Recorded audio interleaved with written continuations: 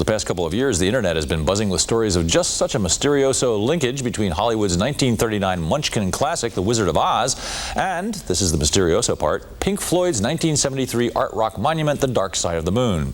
This may sound like pure bongwash, but the story went mainstream this week, and, well, it really is kind of strange. Take a look. Somewhere over the rainbow. The weird thing about the Wizard of Oz Dark Side of the Moon phenomenon that's been going around is that it's been going around for quite a while. I heard from another source that it's been known about on the Pink Floyd news group since 1994.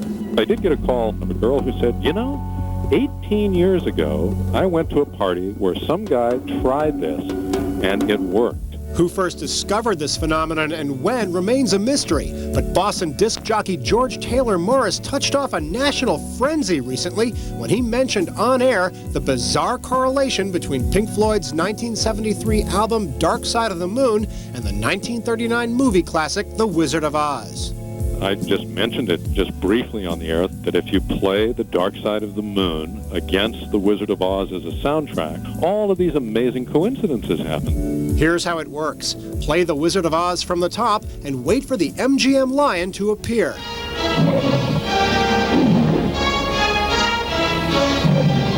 Immediately following the lion's third roar, start Dark Side of the Moon. Turn the stereo up and the TV down. You'll know if you're in sync if producer Mervyn Leroy's credit hits on the musical transition as follows. Now simply kick back and judge for yourself both the lyrical and musical synchronicity. Balanced on the biggest wave, race towards another grave.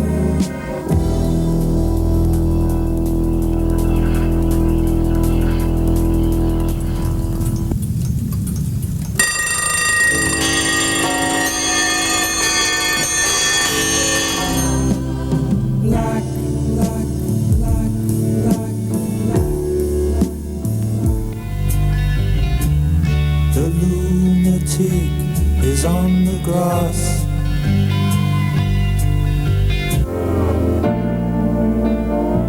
I'll tell you, the thing that totally blew me away out of all of the coincidences that seem to happen is when Great Gig in the Sky is on and the tornado is whirling.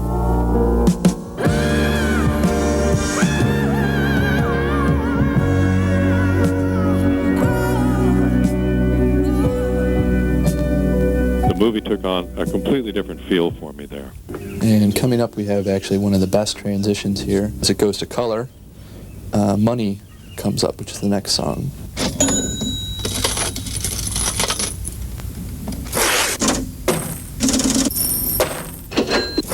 As near as I've been able to determine, it's pretty much a cosmic coincidence. There simply weren't the mechanics to do it. We had no means of playing videotapes in the room at all. I don't think VHS had come along by 72, had it?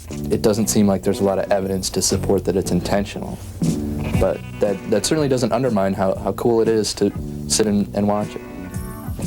So far, the only comment from the Floyd camp on all of this has come from drummer Nick Mason, who says, quote, "It's absolute nonsense. It has nothing to do with The Wizard of Oz. It was all based on the sound of music." Presumably he's joking, although with Nick it's hard to know sometimes. By the way, to further explore The Dark Side of Oz, check in with MTV Online.